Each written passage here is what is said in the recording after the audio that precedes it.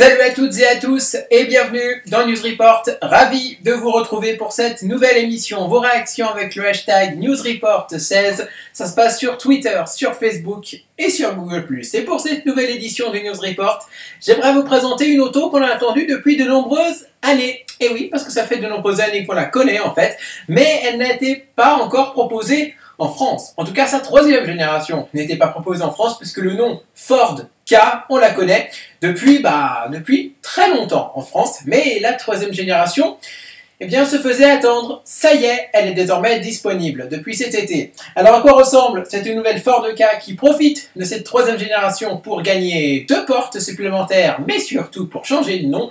Désormais, elle ne s'appelle plus Ford K, mais Ford K+, eh oui, c'est juste un plus en plus, on va dire ça comme ça. Eh bien, je vous propose tout de suite de vous la présenter, cette nouvelle Ford K dans News Report. Soyez bienvenus, c'est parti. On va commencer avec la face avant de cette nouvelle Ford K. Et on note la grande calandre, et oui, la grosse calandre que certains appellent la calandre façon Aston Martin de chez Ford. Oui, parce qu'avant Aston Martin, ça appartenait à Ford, tout simplement. Donc c'est une sorte d'hommage, je pense, ou voilà. En tout cas, c'est le designer qui est inspiré un peu par le style Aston Martin pour la calandre.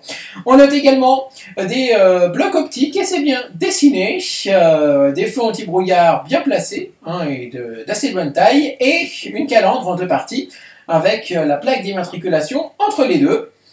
On va passer au profil maintenant de cette nouvelle Ford K+, et je vous l'ai dit, la K+, maintenant, c'est 2 portes supplémentaires. Et oui, il y a beaucoup de mini-citadines maintenant qui passent de 3 à 5 portes. La Twingo, pour la première et la deuxième génération, c'est uniquement 3 portes. Maintenant, c'est 5 portes, la Twingo.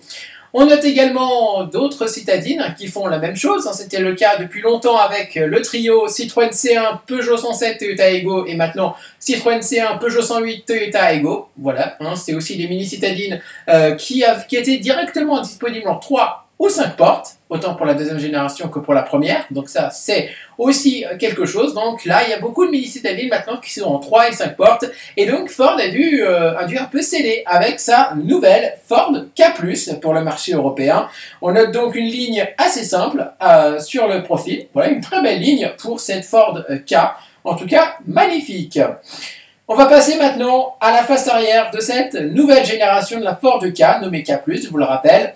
Des feux arrière assez bien dessinés, voilà, d'une forme assez originale, assez classique aussi, mais qui lui va plutôt pas mal pour cette Ford K+. Bref, un extérieur moderne. On va conclure avec l'intérieur de cette nouvelle Ford K+, et la planche de bord qui est assez, comment vous dire, assez classique. Voilà, un petit écran multimédia. Et oui, cette Ford K+ n'a pas droit aux gros écrans multimédia disponibles dans les dernières Ford. Dommage, parce que il y avait un moment où c'était vraiment le point faible des Ford, où il y avait un tout petit écran GPS, on voyait quasiment rien. Et bien cette Ford K le récupère. Voilà, tout simplement, donc voilà, c'est comme ça.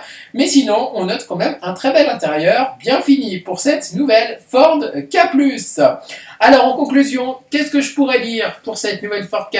Bien une auto magnifique. Certes, en fait là on a un peu le syndrome Ford EcoSport, parce que l'EcoSport c'était un modèle qui était avant destiné qu'aux pays émergents et ensuite Ford a décidé de l'importer en France.